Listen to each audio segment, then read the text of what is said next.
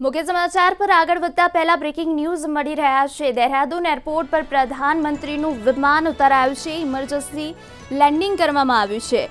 MI-17 વિમાનનું emergency landing કરવામાં આવ્યું છે। મહત્વના સમાચાર બ્રેકિંગ ન્યૂઝ અહીંયા દેહરાદૂન એરપોર્ટ પર પ્રધાનમંત્રીનું ઇમરજન્સી લેન્ડિંગ કરવામાં આવ્યું છે। હાલ પ્રધાનમંત્રી ગેસ્ટ હાઉસમાં રોકાયા છે।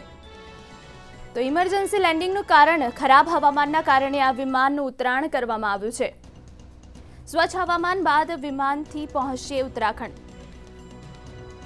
MI-17 વિમાનનું લેન્ડિંગ કરવામાં આવ્યું છે। ખરાબ વાતાવરણના કારણે આ લેન્ડિંગ કરવામાં આવ્યું છે। ઉત્તરાખંડના બિંજનોરમાં પ્રધાનમંત્રીની સભા છે। દેહરાદૂન એરપોર્ટ પર ઉતારાયું છે પ્રધાનમંત્રીનું વિમાન। તો ખરાબ મોસમના કારણે આ વિમાનની ઇમરજન્સી લેન્ડિંગ કરવામાં આવ્યું છે।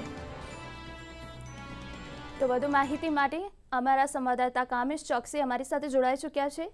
જે કામેશ, જણાવો કે જે રીતે દેહરાદૂન એરપોર્ટ પર પ્રધાનમંત્રીનું ઇમરજન્સી લેન્ડિંગ કરવામાં આવ્યું છે ખરાબ હવામાનના કારણે, વધુમાં જણાવશો। ચોક્કસથી હિના, હું આપને જાણકારી આપી દઉં કે આગામી લોકસભા ચૂંટણીને અનુલક્ષીને પ્રધાનમંત્રી મોદીને આજે ઉત્તરાખંડના બિજનૌરમાં રેલીનું આયોજન કરાયું છે, જેને લઈને આજે વહેલી સવારે પ્રધાનમંત્રી મોદીનું વિમાન MI-17 જે છે એ સવારે ઉડાન ભરી હતી, પરંતુ ખરાબ વાતાવરણને કારણે જોલી ગ્રાન્ટ એરપોર્ટ ઉપર તેનું ઉતરાણ કરાયું છે।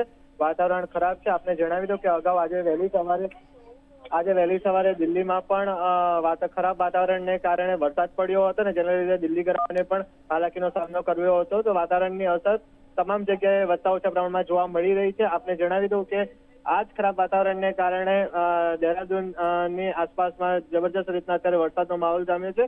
ત્યારે પ્રધાનમંત્રી મોદીના જે હેલિકોપ્ટર છે MI-17 તેનું અત્યારે દેહરાદૂન એરપોર્ટ જોલી ગ્રાન્ટ એરપોર્ટ જે છે ત્યાં આગળ અત્યારે તેને ઉતારી દેવાયું છે અને પ્રધાનમંત્રીને અત્યારે ગેસ્ટ હાઉસમાં અત્યારે ત્યાં તેમને ઉતારો આપવામાં આવ્યો છે।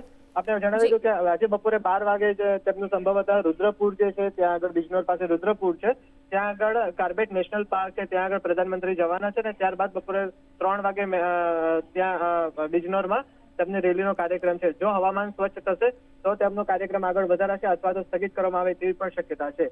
હિના જી, સમગ્ર માહિતી બદલ આભાર આપનો।